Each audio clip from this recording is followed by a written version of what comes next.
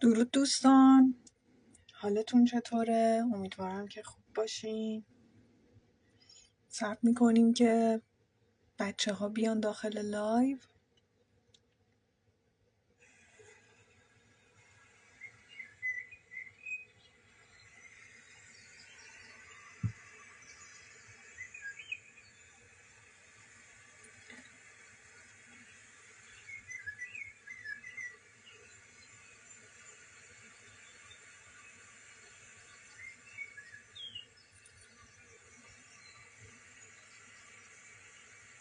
خب امیدوارم که صدای موزیک خیلی زیاد نباشه. سلام سلام سلام. بهم بگید بچه ها اگر صدای موزیک یه مقداری زیادتر از صدای منه لطفا بهم اطلاع بدید که صداشو کم کنم که شما هم راحت تر متوجه بشید. هرچند که این لایف سیو میشه ولی انرژی اصلیش با افرادی هستش که داخل لایو هستن و اونا هم دارن به طور لایو جورایی نیت میکنن. خب بچه این لایو تکنیت نیستش. یه توضیح بدم خدمتتون. این لایو تکنیت نیستش. قراره که انرژی های تیر ماه رو بررسی کنیم به طور کلی برای هر فرد. خب خدا رو شکر که صدا عالیه. خیلی خوشحالم.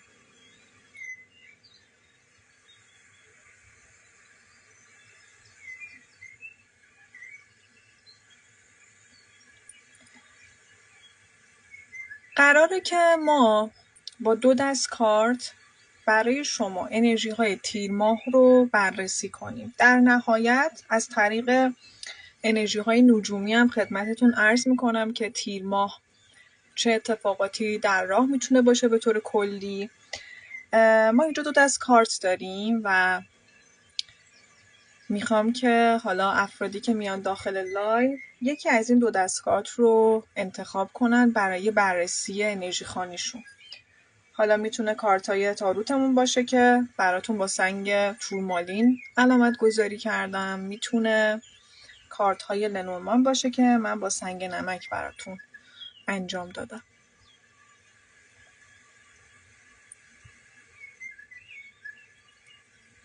خب بریم لایو رو شروع کنیم. ازتون میخوام که نیت کنید.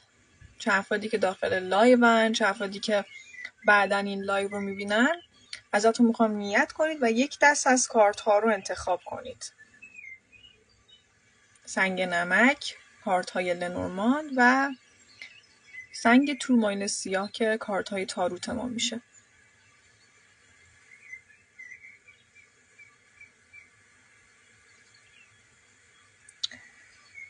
خب میتونید چشماتون رو ببندید، دستتون رو بذارید روی قلبتون یا وسط پیشونیتون که چاکرای چشم سومتون هستش و نیت کنید.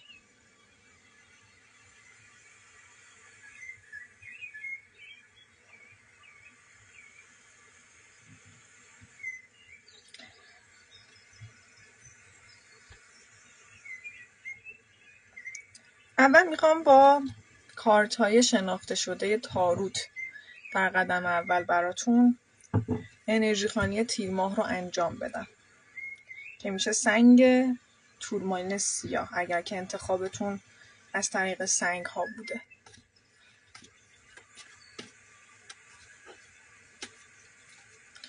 ببینیم که چه اتفاقاتی برای افرادی که کارتای تاروت و یا سنگ تورمالین سیاه رو انتخاب کردن در تیر ماه قراره که اتفاق بیفته.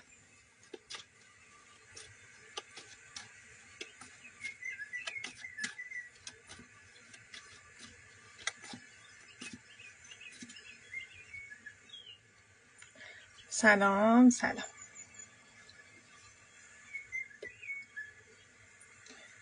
کارتا رو میچینیم.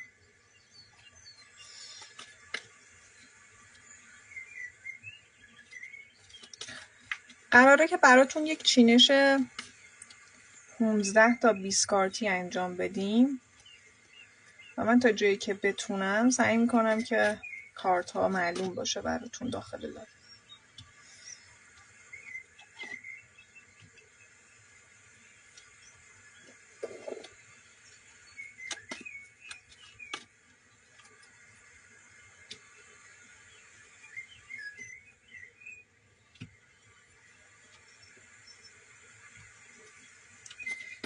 چه انرژی های متفاوت و جالبی داره تیر ماه برای دسته خود بچه‌هایی که تاروت رو انتخاب کردن.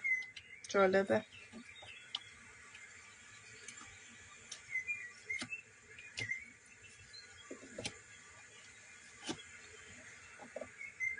خب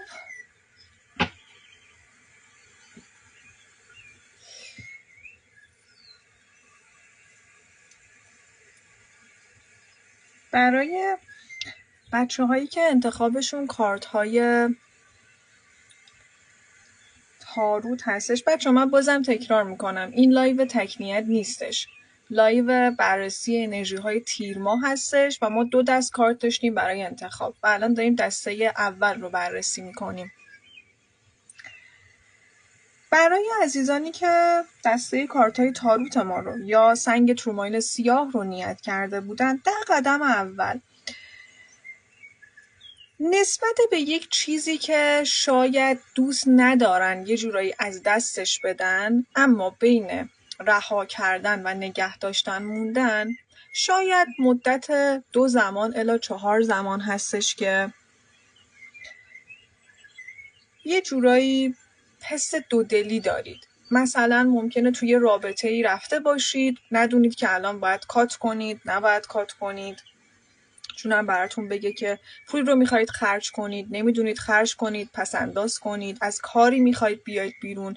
نسبت به هر چیزی که بابتش در حال حاضر نمیتونید تصمیم بگیرید، میبینم که یک آشفتگی و به هم ریختگی دارید و بین یه جورایی نگه داشتن و یا از دست دادن اون چیز دچار تردید هستید و این تردید چقدر جالبه که داره من نشون میده دقیقاً تا خود وعده 4 که میتونه برج تیر ماهمون هم باشه برای شما انگار ادامه داره. یعنی در حال حاضر این حالت براتون میتونه تا خود تیر ماه و یا حتی تا پایان تیر ماه، چون وعده 4 رو داریم به طور کامل میبینیم، بخواد در حقیقت ادامه دار بشه.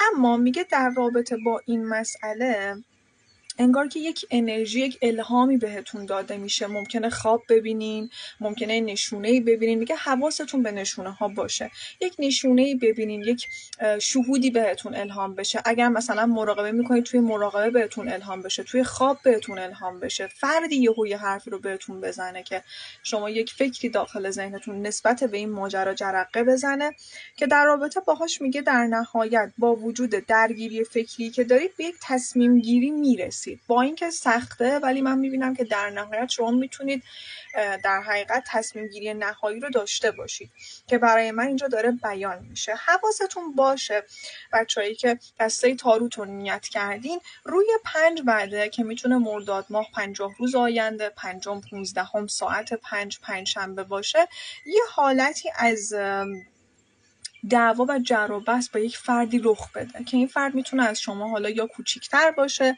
یا میتونه فردی باشه که نسبت به شما شاید بلوغ فکری یا ذهنی خیلی زیادی رو نداره. این فرد میتونه کیس عاطفی شما باشه، میتونه همکار باشه، میتونه دوست باشه، جونم براتون بگم میتونه حتی اعضای خانواده باشه که داره برای من نشون داده میشه. بحثی نیستش که بخواد خیلی جدی باشه، ولی بحثیه که حالا ممکنه همون موقع که اتفاق میفته یه تایم شما رو به هم بریزه، ولی میبینم که زود هم براتون از بین میره. توی تابستون اگر قصد این رو دارید که بیزینسی رو شروع کنید، کاری رو شروع کنید، اگر که میخواید جونم براتون بگه که کار امضایی سندی قانونی انجام بدید، خرید ماشین، خرید خونه باشه، آزمون دادن حتی بخواد باشه، مثلا کنکور، مثل امتحاناتی که میتونه مربوط به یک حالا آموزشی باشه که شما دارید فرا میگیرید، میگه براتون اتفاق میفته، ولی ممکنه جوابش با تأخیر به دستتون برسه و یا حتی ممکنه که اون آزمون بخواد برای شما یه مقداری با تأخیر انجام بشه. مثلا شما یه آزمونی رو میخوای بدی،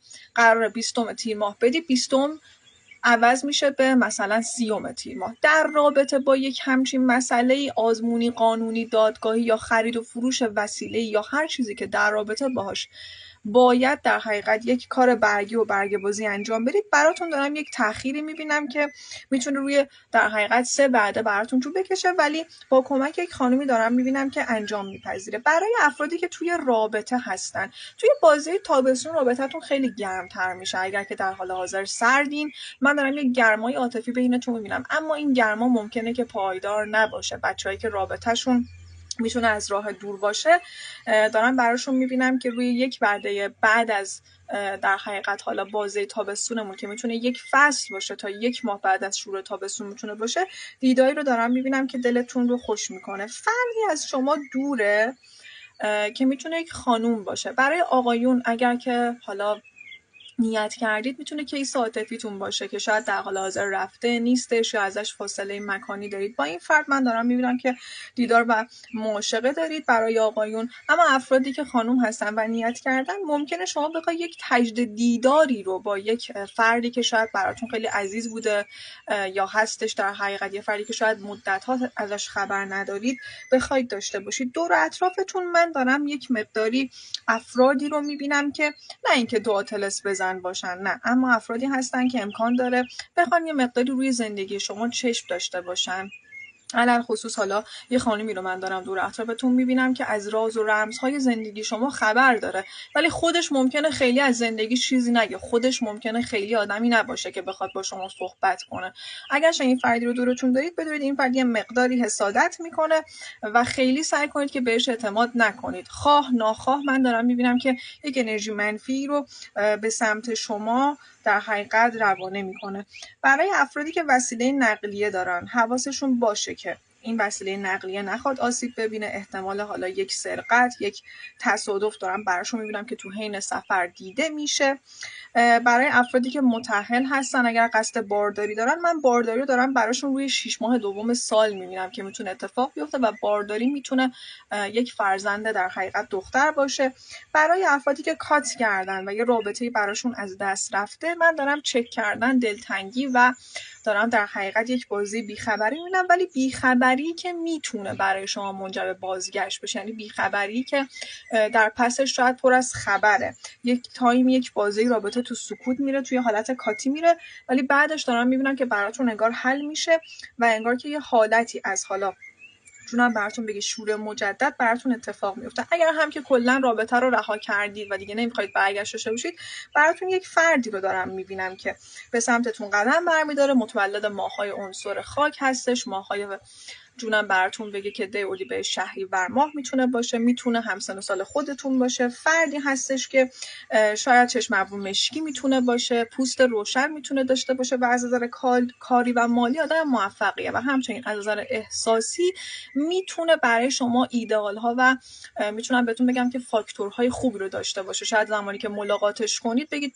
تقریبا مثلا اون فردیه که من شاید توی ذهنم میخواستم که توی زندگیم باشه. با چه این فردی دارم براتون آشنایی میبینم که یک شروع یه جورایی عاشقانه رو هم خواهید داشت. یه مقدار این فرد ممکنه پنهانکار باشه یا ممکنه خودتون اوایل رابطه بخواید ازش پنهانکاری داشته باشید. حواستون باشه که این پنهانکاری راجع به مسائل خاصی نباشه، چون من دارم میبینم که امکان داره شما یه سری چیزایی رو متوجه بشی که ناراحت بشی، یا این فرد ممکنه از شما چیزهایی رو بفهمه که باعث ناراحتی شما بشه. اگر قصد سرمایه گذاری دارید، خرید طلا میخواید انجام بدید، توی بازی تابستون براتون خوب افتاده، حالا طلا باشه، دلار باشه یا هر چیزی که میتونه بعداً به احسن تبدیل بشه. همچنین اگر که به دنبال کار هستید، من توی بازهای شهریور ماه دارم براتون جابجایی شغلی و یا شاغل شدن میبینم. امکان داره برای افرادی که بیکار هستن یه ذره کار پیدا کردن زمان بر باشه، ولی پیشنهاد خوبی بهشون داده میشه. یعنی پیشنهادی هستش که توصیه میکنیم بر اساس انرژی خانیتون این پیشنهاد رو شما قبول کنید. برای افرادی که در رابطه هستن یک قدم عاطفی خوب دیده میشه. فرد در حقیقت مقابل شما ممکنه بخواد یه ابراز علاقه‌ای داشته باشه، کادویی رو بهتون بده و یا بخواد یک حرکتی رو انجام بده که شاید مثلا مدت‌ها ازش ندیدید، یه جورایی دل شما رو خوش میکنه، امیدتون رو شاید به اون رابطه زیاد میکنه. فعلا برای این دسته من ازدواج ندیدم، اما روابط عاطفیشون اگر سرد هستش میتونه گرم بشه، اگر که کات هستن برای من انرژی بازگشت داره نشون داده میشه، و اگر که رابطه نرماله میگه روند خوب خودش رو ادامه میده و میتونه حتی گرمتر هم بشه. خب این بود از بررسی انرژی خوانی تیر ماه برای دسته کارتای تاروتمون و یا سنگ تورمالی. بریم سراغ دسته لنورماند. بچه‌ها اگر نمیدونید کارتای لنورماند چیه، چون خیلی آشنایی ندارن و تاروت خیلی شناخته شده تره، خدمتتون بگم که لنورماند هم یک دست کارت هستش که ازش برای پیشگویی استفاده میشه. اصولا توی انرژی خوانی های ترکیبی من خیلی لنورماند رو استفاده میکنم، ولی ازش برای انرژی خوانی تکی هم میشه یه جورایی استفاده کرد. خب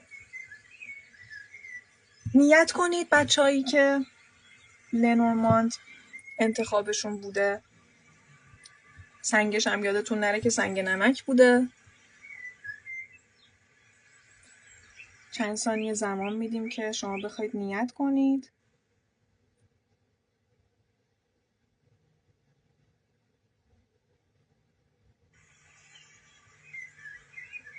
و بریم سراغ بررسی با کارت های لنورماند.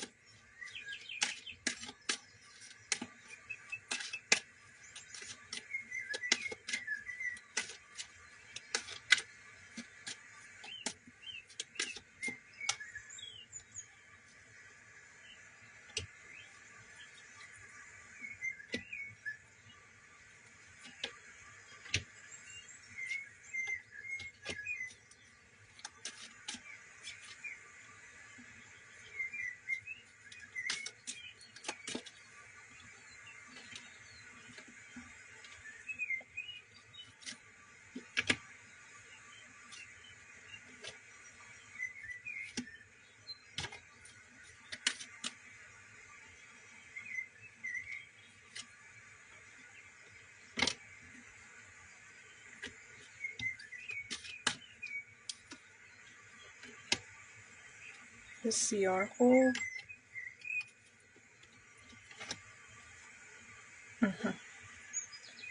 و ردیف آخر کارتا رو براتون بکشیم. بچه ها همچنان صدای من واضحه دیگه؟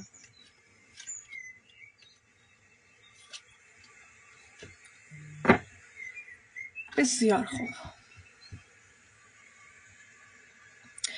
برای عزیزایی که کارتای لنورماند یا سنگ نمک رو نیت کرده بودن، اگر که درگیری یا کسالتی رو داشتین یا دور اطرافتون فردی بیمار بوده، من دارم میبینم که از این بیماری بیرون میاید. یعنی چه خودتون خدایی نکرده اگر که مشکلی کسالتی دارین، بیرون اومدن دارید از این مسئله به زودی.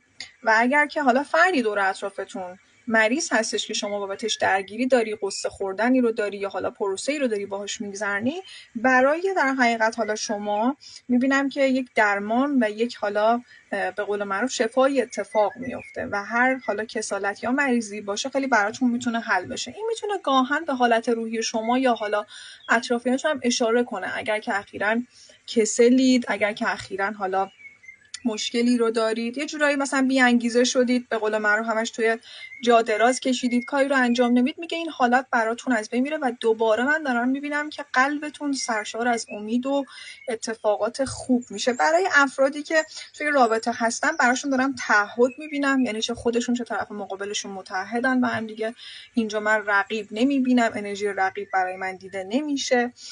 جونم براتون بگه برای افرادی که حالا توی رابطه هستن همچنان اینجا دارم براشون میبینم که میتونه نامزدی، میتونه جونم براتون بگه خواستگاری و یا حتی به یک حاجت دل رسیدن توی ارتباطشون اتفاق بیفته. به دنبال چه چیزی هستی توی ارتباطتون که خوشحالتون کنه؟ تغییر رفتار، حرکت خاصی از سمت مقابلتون هستش برای شما. من دارم این انرژی رو میبینم که یک خوشحالی و یک شادی برای شما در این زمینه اتفاق میفته. همچنین دارم براتون یک رابطه جنسی هم میبینم که این رابطه جنسی ممکنه داخلش حالا بخواد یک ناپرهیزی اتفاق بیفته. برای افرادی که نمیخوان باردار بشن حواسشون باشه بین، میتونم بهتون بگم 14 وعده آینده که میتونه نهایتا تا 14 روز آینده باشه. اگر که معاشقه و ارتباط جنسی براتون اتفاق افتاد، امکان یک بارداری ناخواسته وجود داره و این هشدار میدم خدمتتون. برای عزیزانی هم که دوست دارن بچه دارشن توی 14 وعده آینده میتونن در حقیقت حالا اقداماتش رو انجام بدن و یا بهتره بعد از 14 روز آینده این اتفاق بخواد در حقیقت براشون بیفته. جونم براتون بگه که یک بازه‌ای روی 3 زمان که میتونه 30 روز آینده باشه، میبینم که درگیری ذهنی پیدا میکنید و این درگیری ذهنی یه جورایی به شما این احساس رو میده که توی یک 1000 تو گیر کردید. حالا این میتونه راجع به تمام موارد زندگیتون باشه، میتونه راجع به موارد عاطفیتون باشه. برای من بعد خیلی مشخصی رو نشون نده، بنابراین من نیت رو به کل ابعاد میگیرم. مثل یه فردی که مسئولیتاش بخواد زیادتر بشه، ذهنش درگیر بشه که خدایا من باید با این همه مسئولیت چیکار کنم.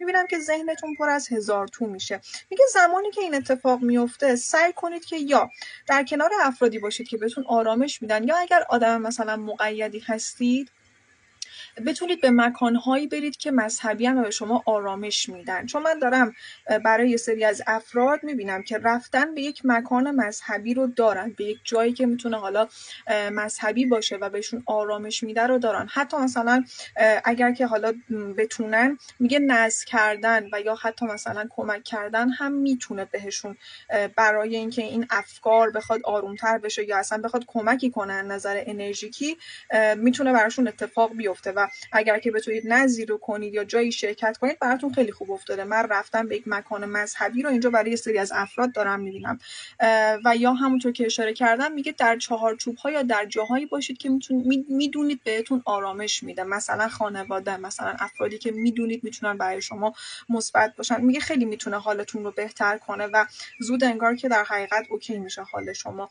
جونم براتون بگه برای افرادی که به دنبال خونه هستن یا میخوان تغییر و جابجایی مکان و منزل داشته باشن، با تغییر فصل دارم براشون میبینم که انگار که خریداری کردن یک مکان و امضای سند قرارداد اتفاق میفته. ما داریم برای تیر ماه انرژی خوانی انجام میدیم، بنابراین تغییر فصل ما میره روی پاییز. بچه‌ها ببینید من این رو دارم امشب شیر میکنم و ما تو خرداد ماه هستیم، اما من دارم برای تیر ماه بررسی رو انجام میدم.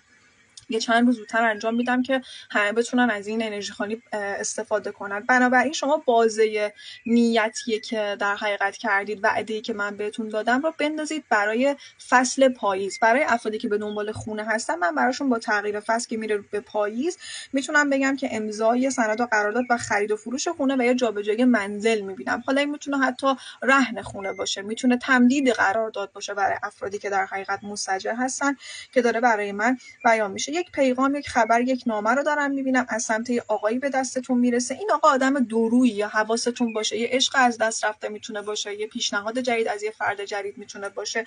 این آقا آدمیه که تو ظاهر خیلی مهربونه یا خیلی مثلا آدم پرشور و پر انرژیه، ولی مثلا تو باطن شاید اونجوری که نشون میده نیسته. شاید اینو خودتون هم متوجه بشید یا مثلا احساس کرده باشید.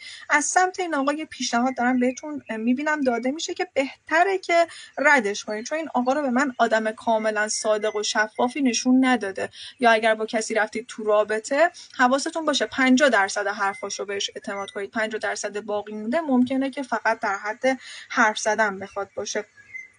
براتون یک فرصت صحبت و گفتگو دارم میبینم. اگر با فردی مشکلی رو دارید، اگر که با کسی قهر هستید، اگر که میخواید به سمت کسی قدم بردارید، دارم میبینم این فرصت براتون توی بازه‌های مرداد ماه، خصوصا بازه‌های 12 به بعد یا تا 12 مرداد ماه میتونه فرصت خوبی باشه که بخواید قدم بردارید. اگر میخواید به یک رابطه برگردید براتون خوب افتاده، اگر که با یه فردی قهر هستید میخواید ارتباط بگیرید براتون اوکی افتاده. چون دارم صحبت و گفتگویی رو میبینم که انگار یه فرصت بهتون داده میشه بابتش. حتی ممکنه اون فرد بیاد به سراغ شما یا یه فرصتی در اختیار شما قرار بگیره که بتونی یه سری حرفایی رو بزنی و میگه براتون مثبت افتاده، میتونید انجام بدید. دارم براتون میبینم که احتمال داره یکی از اعضای خانواده شما بخواد درگیر یک مسئله قانونی بشه، مسئله‌ای که میتونه یه ذره باعث رنج و آزارش بشه، ولی من دارم میبینم که انگار با حمایت شما و خانواده میتونه از این مرحله گذر کنه. اگر کسی دور اطرافتون قصد طلاق داره، اگر که اتفاقی افتاده که خدایی نکرده ضرر و زیانی زده، میگه که ممکنه بابت این مسئله بخواید یه بازه درگیری رو داشته باشید. و همچنین دارم براتون از نظر شغلی و کاری میبینم که اتفاقات خوب در راه هستش. اگر که قصد ترفیع درجه دارید، میگه این میتونه در حقیقت براتون توی خصوصا نیمه در حقیقت حالا دوم سال 1400مون اتفاق بیفته. یا اگر به دنبال در حقیقت حالا این هستید که سمتی رو بگیرید، چیزی رو بخواید ثابت کنید، میگه این ثابت شدنه برای شما در حقیقت حالا میتونه اینجا اتفاق بیفته و شما میتونید در حقیقت حالا یک ترفیع درجه‌ای رو هم در این زمینه داشته باشید. از نظر مالی من خیلی برای این دسته پیشرفت نمیبینم. دسته اول از نظر مالی اوکی تر بودن، ولی باز هم انگار یه سری پول‌هایی هم برای شما یه جورایی رد و بدل میشه. این بود از بررسی انرژی خوانی بچه‌های در حقیقت حالا لنورماندمون. بریم که از نظر نجومی براتون بگم که توی تیر ماه قرار هستش که به طور کلی چه اتفاقاتی برای هممون در راه باشه. خب من چون 4 تا زدم داخل گوشی دیگه اینجا کاری ندارم، ولی اینا رو میذارم اینجا که ببینید و بریم که خدمتتون بگم که چه اتفاقاتی توی تیر ماه از نظر نجومی براتون تو راه. خب در قدم اول ما توی تیر ماه ورود خورشید رو به نشان تیر ماه داریم و همتون میدونید که حالا در حقیقت اکثرتون نشان تیر ماه یک نشان احساسی هستش، نشان به قول معروف ما میگیم مادر هستش. یعنی افرادی که متولد تیر ماه هستن خیلی آدمای احساساتی اصولا میتونن باشن و خورشید رو ما در نشان تیر ماه خواهیم داشت. تمرکز ما خیلی میره روی چیزایی که بابتش احساس امنیت میکنیم، مثلا خونه، خانواده، روابطمون. به سمت و سوی افرادی میریم که خیلی بهمون آرامش میدن. یه مقدار ممکنه که حساس بشیم، حتی خصوصا خود تیر ماهی‌ها ممکنه که در این بازه خیلی بخوان حساس‌تر بشن، ولی این حساسیت با پایان تیر ماه بهتر میشه. زمانی هستش داخل تیر ماه که ما بتونیم یه ذره احساس آرامش به خودمون بدیم، به دنبال چیزایی بریم که آروممون کنن. و حتی دارم میبینم که امکان داره که یک سری روابط احساسی در حقیقت بخواد برای شما برگشت هم داشته باشه. یعنی توی تیر ماه ما شاهد این خواهیم بود که یک سری حالا کانکشن های قدیمی، چه بخواد از نظر عاطفی باشه چه بخواد از نظر دوستانه باشه، میتونم بهتون بگم ماه کاملی که اتفاق میفته تکلیفش مشخص میشه. پس بنابراین اگر توی رابطه این هستید که این رابطه شما رو بلا تکلیف کرده، نمیدونید بعد بابتش چی کار کنید، توی تیر ماه میتونید تصمیم درست رو بگیرید، یا میگه به سمت و سوی میرید که بتونید یک تصمیم گیری درست رو داشته باشید. پس از این ماه کامل که در محور کنسر و کپریکورن اتفاق میفته حتما استفاده کنید. اگر که توی بازه ماه کامل تصمیم دارید که یک کاری رو انجام بدید، میتونید شروع اون کار انجام بدید یا یه تصمیم جدی راجبش بگیرید. ممکنه که این ماه کامل خستگی شما رو بخواد زیادتر کنه. سعی کنید که جونم براتون بگه که یه ذره به خودتون استراحت بدید و این ماه کامل خلوشه فکر می‌کنم اوایل خود تیر ماه میتونه اتفاق بیفته. در بازه تیر ماه یکی از مهمترین انرژی هایی که توی سال 2026 قرار تجربه کنیم ترانزیت سیاره ساترن در حقیقت هستش که ساترن رو ما یا همون سیاره زحل رو در نشان میتونم بهتون بگم که همه قراره که تجربه کنیم و جونم براتون بگه که این ترانزیت باعث میشه که ما بخوایم یک سری درس‌هایی رو در رابطه با خود شخصمون، هویتمون بخوایم پاس کنیم. زمان خوبیه که شما بخواید اعتماد به نفستون رو دوباره بازسازی کنید و حتی زمان خوبیه که بخواید با ترساتون یه جورایی روبرو بشین. خیلی ممکنه توی بازه تیما به خاطر این ترانزیت شما احساس کنید که دیگه نمیتونید به یه سری از ارتباطاتتون ادامه بدید، به یه سری از شاید ماسک‌هایی که روی صورتتون دارید ادامه بدید. این ترانزیت باعث میشه که شما خیلی جدی‌تر بشین، خیلی به سمت و سوی استقلال بیشتری برین و زمان خوبی هستش که شما بتونید تصمیمات بلند مدت رو برای انجام کارهای بلند مدت بگیرید. اما خب ترانزیت ساترن توی این نشان یه جورایی باعث این میشه که شما احساس سنگینی کنید. بنابراین توصیه میکنم که سنگ ترومایل سیاه رو اگر که دارید حتما توی بازه در حقیقت ترانزیت ساترن استفاده کنید، یا سعی کنید که دائما توی اون بازه تازه پاکسازی رو هم در حقیقت داشته باشید. نپتون رو هم همچنین ما در حقیقت نشانه آریس یا قوچ خواهیم داشت. نپتون در این بازه خیلی ممکنه که رویا و وهم شما رو با هم دیگه قاطی کنه. شما نتونی فرق یه سری تصمیماتتون رو که میتونه واقعی باشه یا میتونه زاییده فکرتون باشه در حقیقت تشخیص بدی.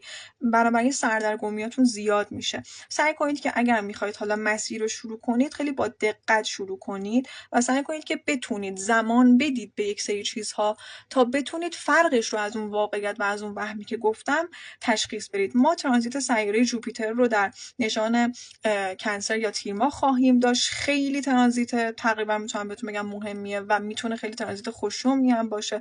جوپیتر توی نشان تیر ماه اصولا احساسات ما رو یه ذره زیادتر میکنه. تشت احساسات خواهیم داشت، احساسی تر برخورد میکنیم.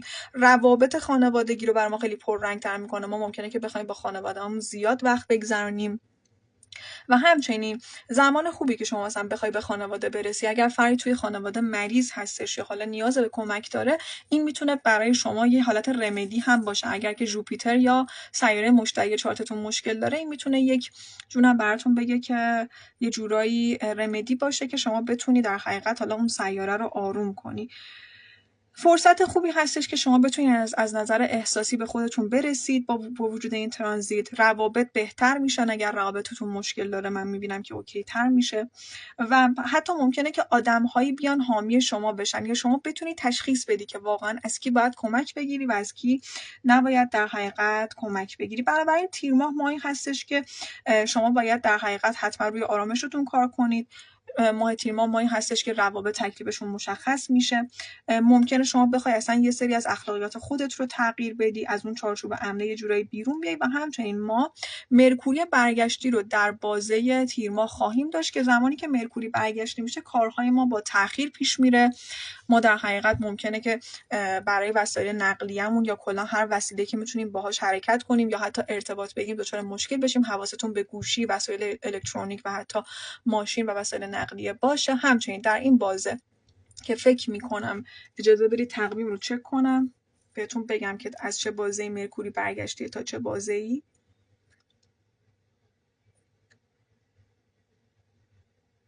خب مرکوری برگشتی از 8 تیر ماه تا 1 مرداد ماه قراره که اتفاق بیفته. توی این بازه حتما سعی کنید که جونم براتون بگه یه جورایی حواستون به این مواردی که گفتم باشه. همچنین در این بازه 8 تیر ماه تا 1 مرداد ماه اگر افرادی از گذشته سر و کله‌شون پیدا شد، سعی کنید که با وجود بررسی زیاد و تصمیم گیری درست اونها رو به خود در حقیقت راه بدید. اگر هم که خودتون به سرتون زد که حالا به سراغ فردی برید، بدونید که اثر مرکوری برگشتیه و اگر بتونید ازش بگذرید میتونه براتون بهتر باشه. چون بازه مرکوری برگشتی آدم‌های میتونم بهتون بگم سابق رو زیاد سر راه ما قرار میده برای اینکه مجدد ما رو توسط اونها امتحان کنه. خیلی طبیعیه که خواب ببینید، خیلی طبیعیه که خبر ازشون بشنوید، خیلی طبیعیه که اصلا بخواد سر و کله‌شون پیدا بشه. و این بود از بررسی انرژی تیر ماه سال 1405. امیدوارم که براتون سرش از خیر و برکت باشه و ممنون میشم که این لایو رو لایک کنید و برای دوستاتون هم بفرستید. تا یه لایو دیگه همتون رو به خدای بزرگ میسپارم.